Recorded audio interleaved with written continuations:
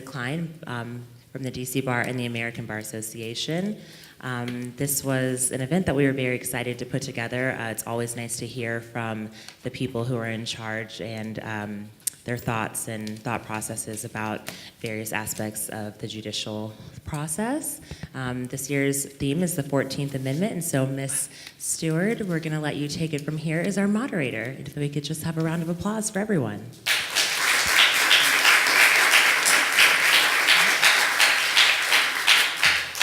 Thank you and good afternoon to you all. On behalf of the 103,000 attorneys located in all 50 states and 83 countries of the DC Bar, I welcome you to this panel. We are delighted to have both chief judges as well as the president of the American Bar Association here today.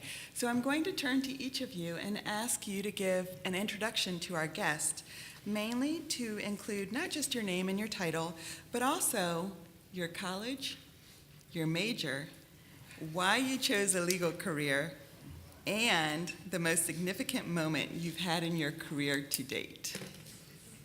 You know, a nice small question. Yeah, Chief. Chief. Oh, see, I was thinking I had a minute to think about it. Good morning or good afternoon, everyone, and I'd like to welcome you all to the District of Columbia Court of Appeals Historic Courthouse for Law Day. And now that I've said that, I think I've forgotten all the components of the question. College, I've said my name. Your college, your major. Well, I think it's exciting to be here for Law Day, and I have to say a special shout out to the students from Thurgood Marshall Public Charter School who are joining us today. Had a chance to meet some of them. And I also see our Jim Sandman from our Legal Services Corporation and Katia Garrett and many of our colleagues from the Superior Court and our executive office, Judge Herbert Dixon, who's very active with the American Bar. So thank you all for coming. But to answer the question, I was born here in Washington, D.C., but went to elementary and high school in Queens, New York. And I went to, you asked about our high school, didn't you? Or did you ask about college? Okay. College. I went to Duke University in North Carolina for my undergraduate work and Howard University School of Law here in Washington, D.C. for my law degree. My major, I had many. But I finally decided on a political science major, and that's because I enjoyed studying about government. From the time I was a little girl, I knew I wanted to be a lawyer because I like to talk a lot and I like to read a lot. And my family members kept saying, you'd make a good lawyer. So, was there another part that I'll get to it in a minute. Okay. The reason I'm asking these questions today is because there's no one path to becoming a lawyer, a bar president, or a chief judge. And I think it's helpful for younger people to hear about the various routes that we've taken. So since we have the Thurgood Marshall Academy here today, I wanted to start off with that as an introduction. So I'll turn to the other panelists. Good afternoon. Chief Judge Robert Morin of the Superior Court. Where did I go to college? I went to the University of Amherst, University of Massachusetts at Amherst. That was a long time ago. What was my major? It's somewhat irrelevant because I got to my senior year, I didn't have a major. I knew I wanted to go to law school, so I just went through the book and figured out what major I could accomplish in 1 year. So that was sociology. I had to take 10 sociology courses my last year to graduate. And that's because my sophomore and junior year, I worked for a Legal Services Corporation organizing rent strikes in some low-income communities. After that experience, I decided I wanted to be a lawyer. Came to Washington, D.C. to attend Catholic University in the early 70s and remained in D.C. since then. So that was my path. Thank you. President Klein? I'm Linda Klein. I'm from Atlanta, Georgia, and I'm privileged to be president of the American Bar Association this year. I decided to become a lawyer because my grandfather told me it would be a good idea. I was about 6 years old, and my grandfather was a grocer during the Depression. And he told me about how the first forms of welfare were started during the Depression. And he said that rich ladies wearing white gloves would come to his store and sit on a stool in the back of the store, and they would decide what the poor people would eat that week. And my grandfather thought that that was a horrible way to rob people of their dignity. Just because they were poor didn't mean that they couldn't make choices about what they fed their family. And he told me that one day I should become a lawyer so that I could make sure that people had their rights. And it was something that stuck with me, and it still sticks with me today. So I grew up in Queens, in southern Queens at the beach, and I went to high school there. I went to Union College in Schenectady, New York, and then I went to law school at Washington and Lee. I think that was all your questions. Perfect. Okay. So I'll add to part 2 of this question, which is, why did you choose a legal career for the chief judges? And what is the most significant moment you've had so far? And that's to everyone. Well, I chose a legal career. I guess 2 parts of my family background influenced me. My mom grew up in North Carolina at a time when it was still segregated, and she remembers very well Jim Crow laws, and when she would travel to visit family in the North, she would have to change, they'd have to sit in the back of the train, and they would have to pack their lunch, as she described it, in a little shoebox, because you couldn't eat in some of the dining cars on the train. And she said she remembers those experiences very well, and she vowed that she would fight in every way that she could to ensure that her children didn't have to grow up like that. On my dad's side of the family, my family is from Jamaica in the Caribbean, and so my grandfather immigrated to this country, and he used to teach all of us grandchildren about the importance of education and how you had to work hard to support yourself and your family. And so those 2 influences, my parents got very involved in the civil rights movement, and as a young child, I remember going to NAACP youth council meetings and organizing voter registration drives and hearing civil rights leaders like Thurgood Marshall and others talk about the role that the law could play in making sure people had a fair opportunity in every aspect of life. And so that's what influenced me in wanting to become a lawyer. And to date, what has been the most meaningful or significant moment you've had in your legal career? That's a tough question because there have been many cases I could think of where I felt like I changed someone's life. One, helping some immigrant families from El Salvador who were seeking asylum in this country because they had been persecuted in their country. That was a meaningful case. And then I have to say, since it's so new in my mind, just 6 weeks when I became chief judge of this court, if you look out on the Indiana Avenue side of the courthouse, there's a big statue of Abraham Lincoln. And what many people forget is there was a time when down Pennsylvania Avenue they used to march slaves from the slave ships that came into Georgetown and have auctions on the steps of this very courthouse. And when I think about how far our country has come in many ways because of the law and people who've been willing to make sure the law worked for all people, it makes me think what a long journey it was for me when 6 weeks ago I became the chief judge. Chief Judge Morin, Can you refresh my memory as to the first part of the question? why did you choose a legal career? Yeah, And to date, what has been the most significant moment you've had? As I indicated, I had been working in a low-income community, organizing rent strikes and working with lawyers. So I decided that was the path I was going to take. In my family, college was not something my parents or my grandparents even thought about. So myself and my sibling were the only first people to go to college. And when I came out of college, I knew I wanted to go to law school and sort of dedicate my career toward helping people. I'm sort of like Anna. I have a lot of things I remember. I spent 25 years as a death penalty defense lawyer. So to me, I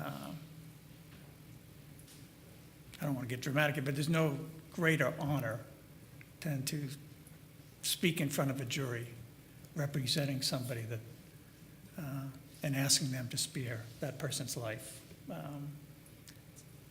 So I have a lot of memories concerning that, and it was important work to me prior to coming on the bench, and that's what I remember, being a lawyer anyways. Being a judge is, so-so. You know, Chief, I laugh internally when you say that you were a sociology major, because when I went to college, my dad is a practical man, he's a military man, and a pilot, and he said, no ologies. No psychology, no sociology. He said, only biology. That's the only ology I'll let you take. So what did I do? I went to college and I designed my major. It is international environmental policy and policy formation. It's a combination of government, economics, sociology, and environmental studies. And when I told him this, he said, no one will have this major. And I said, no. And he said, you will not be employed. Spend all this money and you will not be employed. But I think I turned out okay in the end, so I think he's all right with it now. But I'll turn to Linda to talk about the history of this wonderful day, Law Day, May 1st, why it's celebrated, and why the 14th Amendment was chosen for this year's theme. Well, first, I'd like to thank everybody for being here.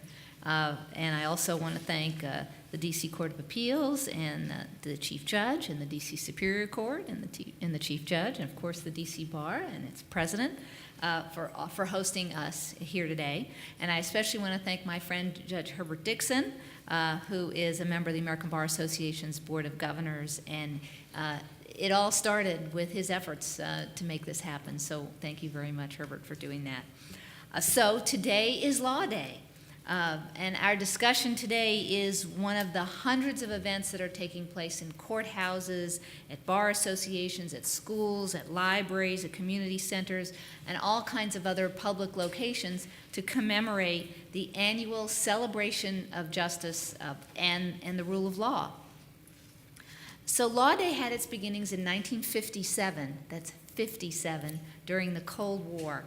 And the president of the American Bar Association that year was Charles Rhine, and he was watching television, and he watched the May Day parades down Red Square in Moscow, and he saw missiles and tanks and soldiers, and there are a few of us in the room that are old enough to remember that kind of footage, and it was just a massive display of military might. And Rhine had been counsel to President Eisenhower, and so he went to his former boss, and he said, what makes America truly great is that not America's military might, but its fidelity to the rule of law. So Charlie Rhine described the rule of law as the cement that holds our free society together. And President Eisenhower agreed and issued a presidential proclamation declaring May 1 Law Day. And Congress codified Law Day in 1961. And every president since Eisenhower has signed a Law Day proclamation every year. And this morning, the current president of the United States, President Trump, has done the same. And this year, more than 25 governors from all around the country have signed Law Day proclamations. We believe that that's a record. So every year, the ABA mobilizes lawyers and communities for Law Day to highlight the timeless themes about America's constitutional system. And our theme this year is the transformative nature of the 14th Amendment. And activities all throughout the country are exploring the critical role that the 14th Amendment has played in securing and protecting so many of the rights that we enjoy today. Although the 14th Amendment is among the most litigated parts of the Constitution, the public is pretty unfamiliar with it. It seems that everyone knows something about the First Amendment, the Second Amendment, and the Fifth Amendment, and maybe even the 21st Amendment. But ask the average citizen about the 14th Amendment, and you might get like a blank stare. The 14th Amendment is one of the three post-Civil War Reconstruction Amendments. It was passed by Congress in 1866 and ratified by the states in 1868. And that's why we think of it roughly as the 150th anniversary. It's the year between those two events. And it was primarily established, it was primarily intended to establish equal civil rights for former slaves. But the amendment shifted how the Constitution was applied. So thanks to the 14th Amendment, individual protections under the Bill of Rights were not only enforceable against the federal government, but also against the individual states. For the first time, the 14th Amendment constitutionally defined United States citizenship. It specifically prohibited states from depriving any person of life, liberty, or property without due process of law. It also required states to provide any person within their jurisdiction equal protection of the law. The impact of the extension of these basic guarantees cannot be overstated. Throughout the 20th century, the 14th Amendment became the legal basis for major Supreme Court decisions, from desegregating schools in Brown versus Board of Education to ensuring counsel for criminal defendants in Gideon versus Wainwright. And today's discussion is a wonderful example of how communities commemorate Law Day. I'm going to mention a few others. The ABA Young Lawyers Division sponsored an art contest for students that explores protections afforded by the Constitution. The Idaho State Bar held a contest where students competed to create podcasts examining the 14th Amendment. In Boston, lawyers are visiting classrooms with judges to talk about the legal system. In Texas and North Carolina, the bars are sponsoring contests where students submit an editorial, a poster, or a photo to explain the importance of equal protection. And here in Washington at 5:30 p.m., the ABA Division for Public Education is going to gather legal scholars at the Jones Day Law Firm on Capitol Hill to discuss the 14th Amendment.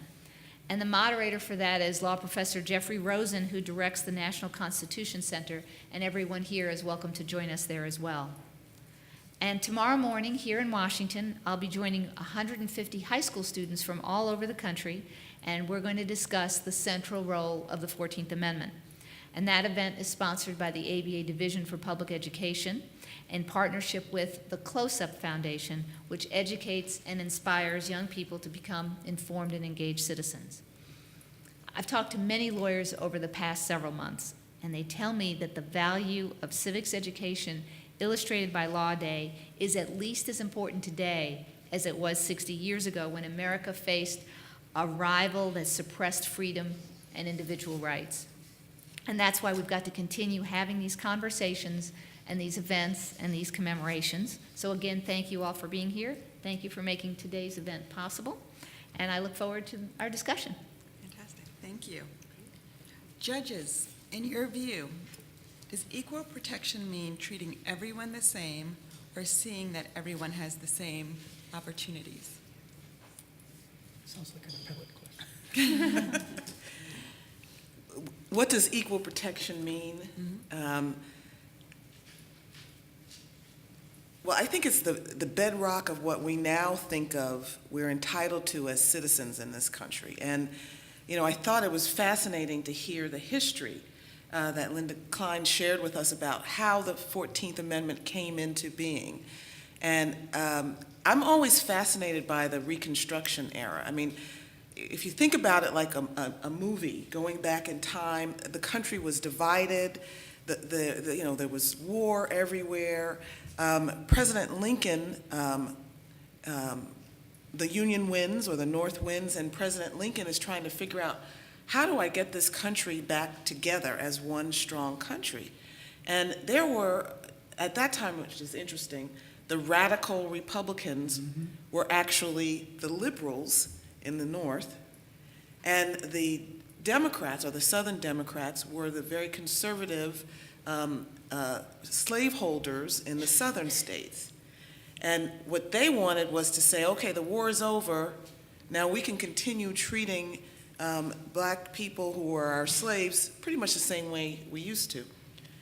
But the North, or the radical Republicans, said, no, we're not going to have that. We are going to pass this 14th Amendment that will make the states extend the same rights to former slaves as they do to other citizens who were white non-slaves. And this may sound familiar, the vote was on party lines. All the radical Republicans voted for it, all the Democrats in the South voted against it. So Reconstruction makes them accept the 14th Amendment. And so it means, a long answer to your question, to me, making sure that our government gives the same rights to everybody. And they could no longer say slaves are only 3/5 of a person. Do you all remember this from your history? That they didn't count as one full person, but whites could count as one person, or treat people differently because of any factors. They had to be treated under the law equally, and that's what our courts try to ensure we continue to do. So I think the answer to your question is equal protection means ensuring that our Constitution and our rights as citizens applies to all of us equally, regardless of our race or our sex or gender, sexual orientation, religion, or anything else. Thank you. Chief? I used to do a lot of litigation in the South under the Equal Protection Clause, and I'm glad, frankly, we're focusing on that. I really think it's sort of a underreported portion of our history. To me, the 13th, 14th, and 15th Amendment, I call them the Second Constitutional Convention. We learn about the initial one in the history books, but really, the Second Constitutional Convention, where I think we became a nation, is the 13th, 14th, and 15th Amendment. And I think we should learn it that way, frankly, because I think the notions embodied by the 14th Amendment are what hold us together. To me, the 14th Amendment is people similarly situated are treated the same. And we have a lot of complicated law on different standards of review. You can argue about whether or not that's appropriate. I mean, there's not different standards under the 14th Amendment, but our courts have interpreted it differently. But to me, it's the bedrock of who we are as a nation, and that's why I call it the Second Constitutional Convention, in many ways more important than the first, because it made it applicable to all citizens. And that's what I take from the equal protection. One of the issues that this court focuses on and that the bar heavily supports is access to justice. What is the relationship between the 14th Amendment and the issue of access to justice that has been discussed over the past several years?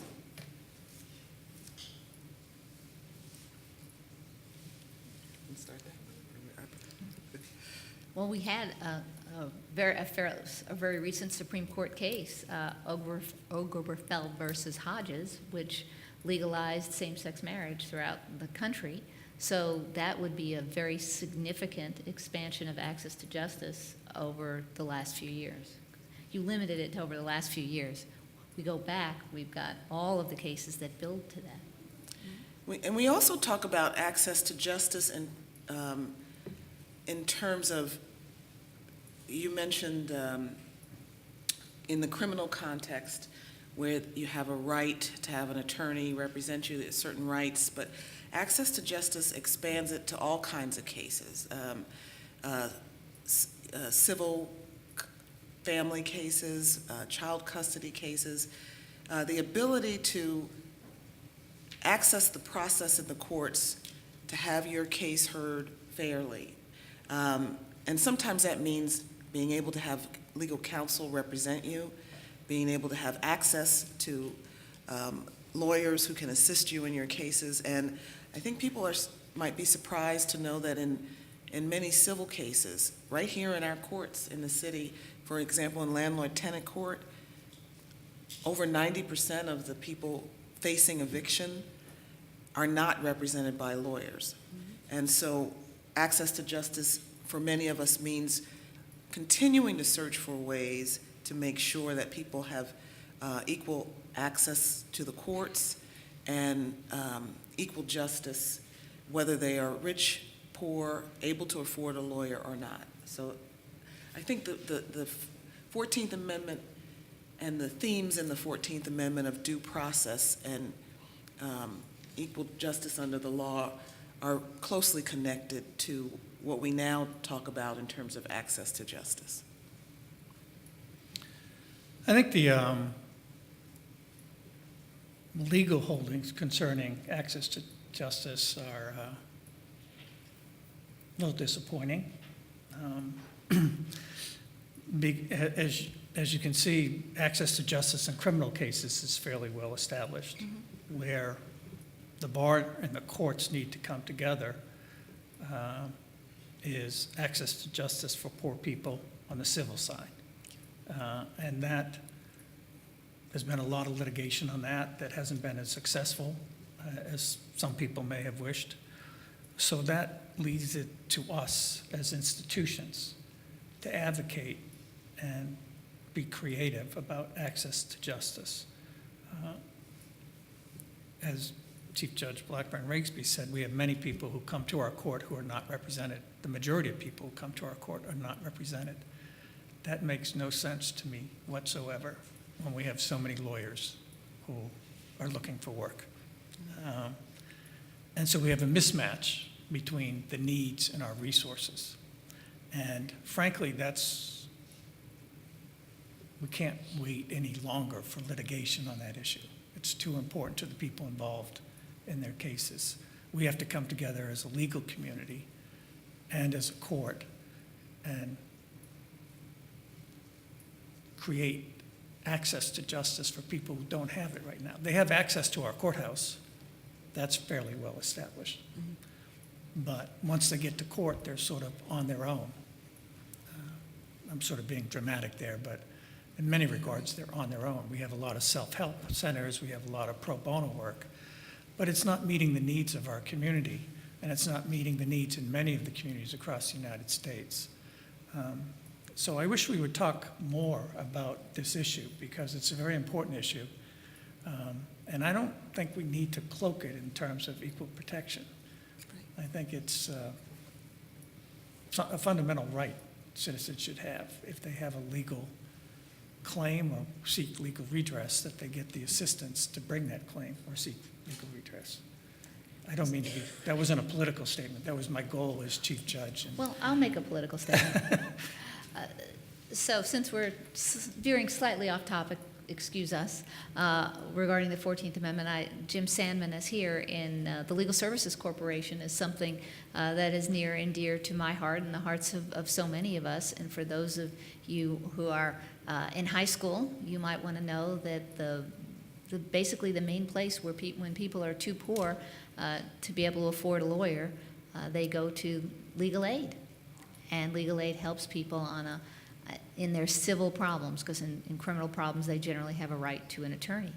So that's one thing that bar associations always work hard to be sure that there is adequate funding for legal aid for the Legal Services Corporation, and it's something that the American Bar Association has been involved in since 1974, when President Nixon signed the law to create the Legal Services Corporation.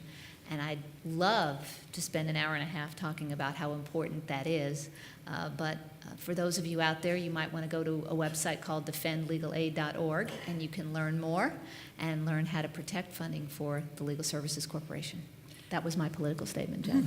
We Both also Chief Ju- have, we also have the District of Columbia Access to Justice Commission. And we have access to justice commissions in many other states. And our Access to Justice Commission here is very active, matching up. We have more lawyers in Washington, in the District of Columbia, than all but 2 states. Even though we're a tiny jurisdiction, we're the second largest bar in the country, meaning there are more lawyers here than anywhere else in the country, except for, is it New York or California? That's a lot of lawyers who are barred. And so what the Access to Justice Commission does is try to get lawyers who may be working in other areas to donate their time to connect up with the legal aid and legal services to make sure that people who can't afford lawyers can talk to someone at a reduced rate or without paying a fee. And that is vitally important to ensuring access to justice. Both Chief Judges have referenced the 1963 Gideon versus Wainwright case, which allows for the right for counsel for indigent defendants. And this is something that the DC courts know very well. But my question on that is twofold. What do you see, chiefs, what do you see as the court's role in ensuring that defendants don't just have counsel, but have competent counsel? And is there actually hope here in the near future for civil Gideon? So for free legal representation in civil cases?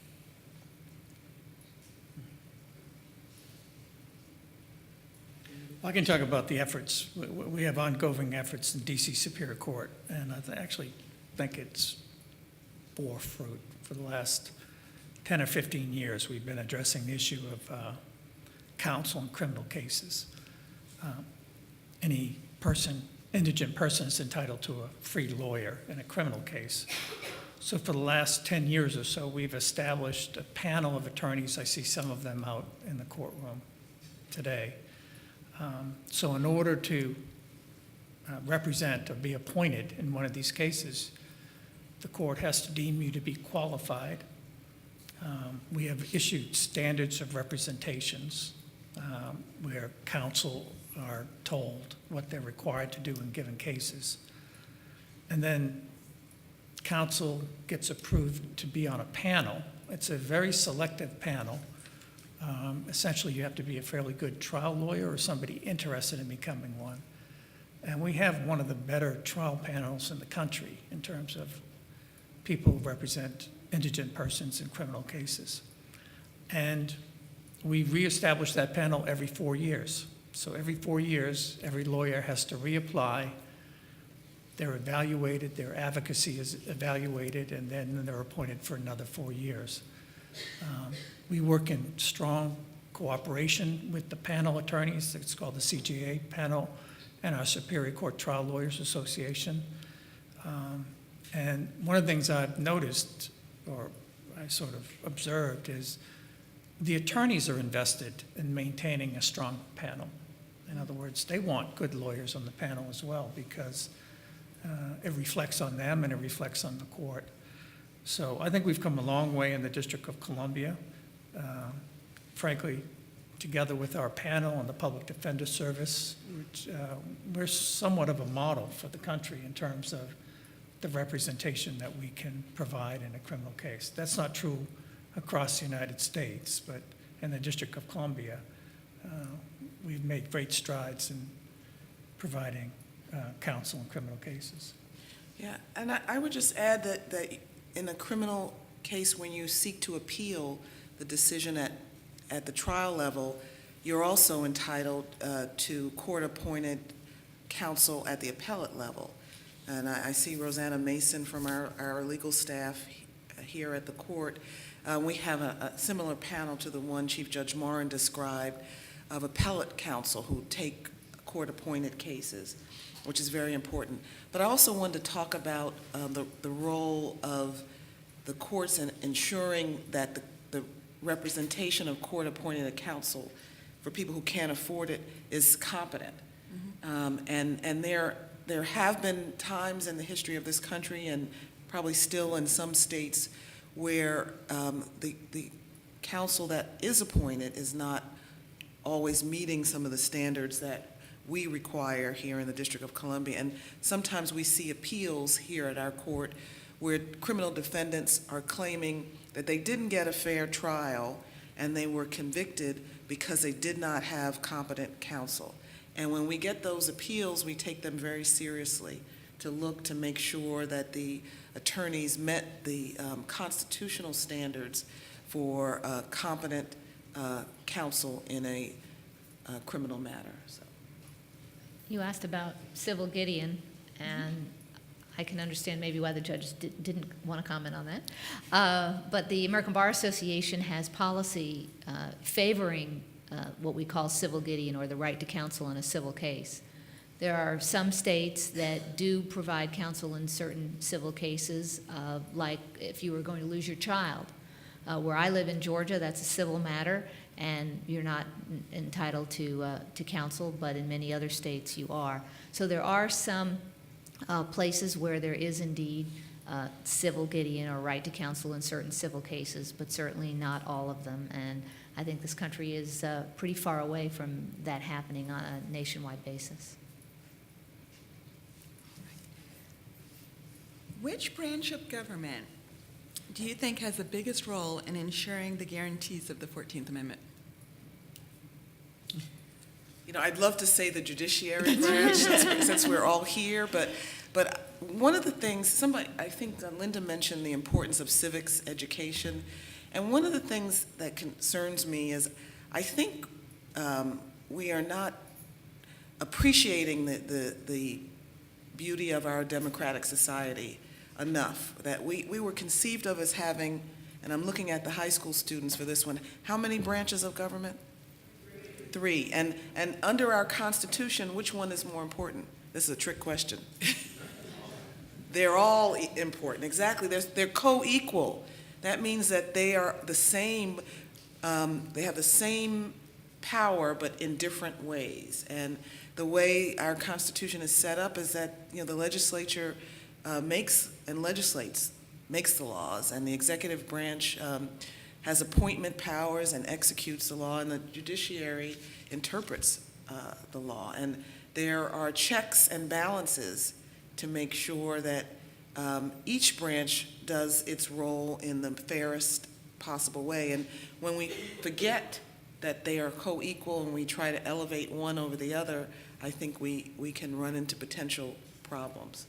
Just because a judge rules against you does not mean that the executive branch should eliminate the judicial branch, or just because the legislature passes a law that the courts don't like, it doesn't mean that the courts aren't supposed to enforce them. So we each have a role to play, and it's important that we recognize that these are three co-equal branches. That's how I would answer that. I would agree with a lot of those remarks in terms of hopefully the role of the executive and the role of the legislature is to enforce equal protection of laws. In terms of our country's history, it seems, however, that much of the litigation concerning rights of minority individuals, persons who may be political minorities, racial minorities, or otherwise, ultimately, their rights have to be vindicated by the courts. And so, in a sense, the courts are the place of last resort. But ultimately, it's the courts that will have to enforce the Constitution. You would think we would move toward a society where courts would not have to play such a big role in protecting minorities. I haven't seen that yet, but we'll see where we go. Ms. Klein, since the 1950s, or arguably the 1850s, there's been a series of civil rights acts, first addressing race, then religion, gender, age, abilities, and more recently, bills that address discrimination based on sexual orientation and gender identity. Do you see these as a natural progression? Is the Gavin Grimm case, who is the young man who's suing the Virginia school district to use the bathroom of his chosen identity rather than his DNA, is that so different from the Mildred and Richard Loving case? So there have been many cases, many civil rights cases that have incorporated the 14th Amendment since Brown versus Board of Education. I once had a law professor who said the most important thing to read on a case was the date. And this is because public opinion changes over time. Brown versus Board of Education overruled a case called Plessy versus Ferguson that said separate but equal was good enough. And Brown versus Board of Education said no, separate but equal is not good enough. So I think we should distinguish also between civil rights laws that were enacted by Congress and those rights that the Supreme Court requires to be upheld by the 14th Amendment. It may be subtle, but for example, the rights of disabled people have been enforced by various federal laws, but the Supreme Court has yet to hold that these rights are as well protected by the 14th Amendment for those who are disabled.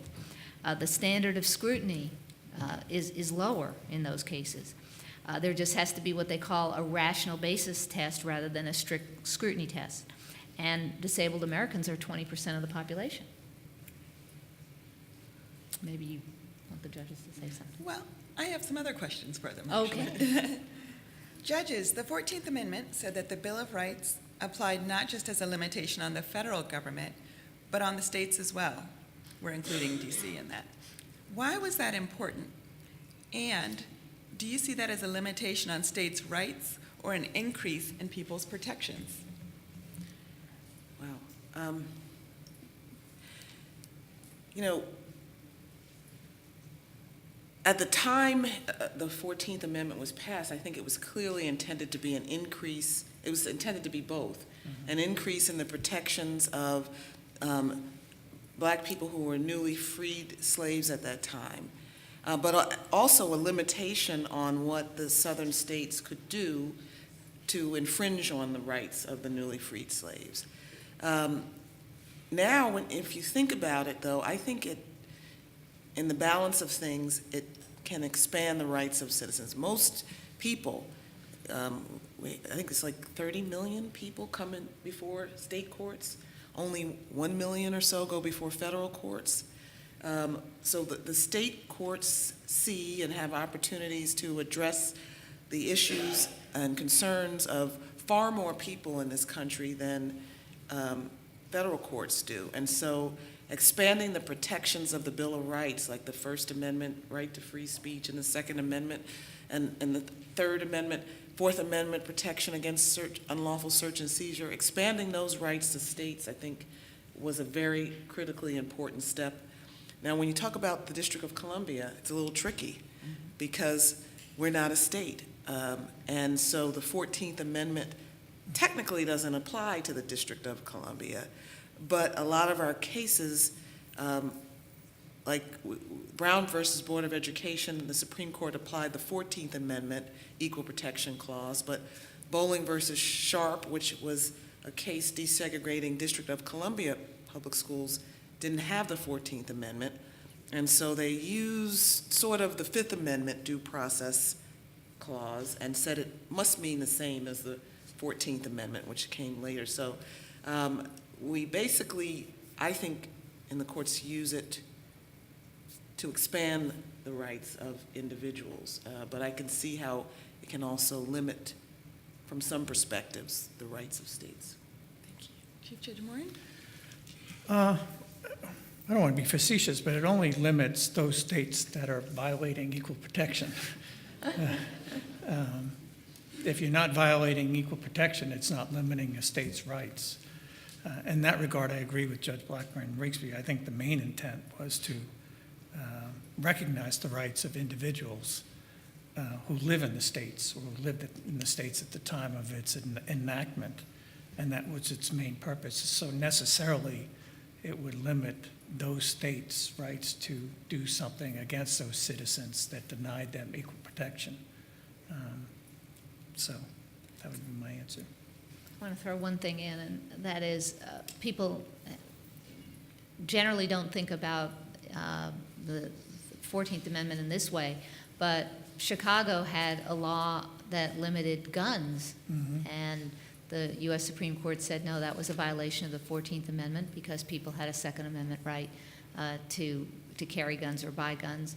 And so it limited Chicago or Illinois or some states' rights to be able to prevent people from owning guns in certain ways. Well, that takes me to my next question, which is, why are the words due process in the 5th and 14th Amendments, and do people have a choice of which amendment to use? To me, I'm getting a lesson about the District of Columbia not being a state. But where I would live, you would probably be using the 14th Amendment to enforce perhaps a Fifth Amendment right. So you would be likely using both. Okay. Well, I mean, I think I explained a little bit about how it's a little tricky in the District of Columbia. But I just wanted to talk, the words due process, without due process of law, are in both the Fifth Amendment and the 14th Amendment. And, we as American citizens are are so accustomed. I mean, due process is ingrained in us. If somebody tries to take something from you, something simple, you go, hey, wait a minute, you can't do that. And so basically the due process provisions in the 5th and 14th Amendment are to ensure that as a government, we don't do that to people.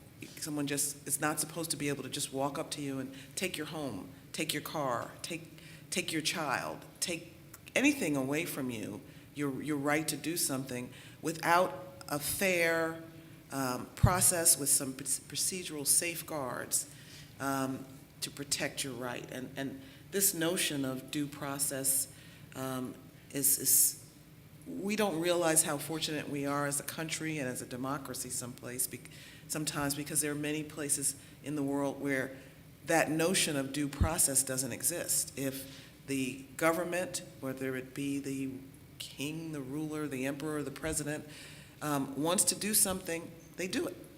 And this notion of process that you are owed as a citizen doesn't always enter the equation. So those due process protections are very near and dear, and so much a part of the way we do things in our court system to make sure, and we can always do more to improve it, but we're trying to make sure that the process is fair to people. Chief Judge Moore, and I have another question for you. I look forward to it. Focusing on the criminal division of the Superior Court, has there been a change in incarceration rates since 2000, the year in which a sentencing guideline system was implemented as part of the federal funding program? So overall, in 2000, the DC Superior Court adopted what was called voluntary sentencing guidelines to give judges a range of sentences that they could look at as what the historical norm for a sentence for a particular crime is. And we pretty much, most judges adhere to the voluntary sentencing guidelines. Overall, I would say the incarceration rate in general has gone down a little, partly because what happened is the guidelines basically only took the middle 50% of sentences historically. So it removed a lot of longer sentences and shorter sentences. But in general, also a lot of changes in law enforcement policies and theories and actions by the executive, particularly with regard to incarceration on drug cases, has changed over the years. And so there's less of an emphasis on seeking incarceration for drug cases and more of an emphasis of intervening in lives and trying to redirect people who may be involved in the drug trade. So I don't think the federal funding or the federal guideline, or the sentencing guidelines, has as much impact on sort of the overall incarceration rate as opposed to arguments and policies against mass incarceration for nonviolent offenses. In our last couple of minutes, I'd love to ask the chief judges, what are the greatest challenges to the courts in its efforts to provide equal protection? Good judges. Would you take this one first? Well, Judge Blackburn may not mention it, but at this point, we're down so many judges. We have a lot of vacancies that we'd like to get filled, but that's aside. I'm sure they'll get filled fairly soon. From my point of view at the trial court level, there are three main issues that are challenging our courts. Number one is lawyers for poor people, especially in our civil courts. That's a very big challenge for us. And you could argue that people are being denied due process and equal protection if they don't have a lawyer to advocate for them. Secondly, mentally ill people who come into our court. It's a very large problem, and we don't have the resources that are necessary to hopefully intervene in people who are mentally ill. but come to our court in a lot of different varieties. And the criminals, they're being evicted, they may be subject to guardianships. We have a lot of mentally ill people who are involved in our courts. And the last, and this may be, I don't know if this falls exactly within the subject matter, but young people, redirecting young people coming into our criminal justice system and intervening in their lives so that we get them out of the sort of